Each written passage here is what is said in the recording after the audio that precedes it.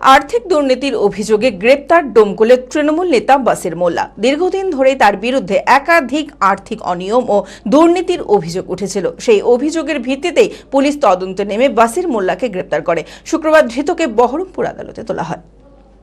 মানসিক স্বাস্থ্যের জন্য সবার আগে যে নামটি মনে ভেসে ওঠে, সুস্থ মনের ঠিকানা মনোবীক্ষণ। যোগাযোগ নাম্বার 7477799513।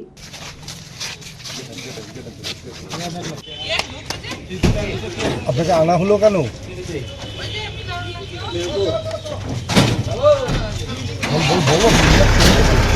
আর্থিক দুর্নীতির অভিযোগে গ্রেপ্তার ডোমকলের তৃণমূল নেতা বাসির মোল্লা।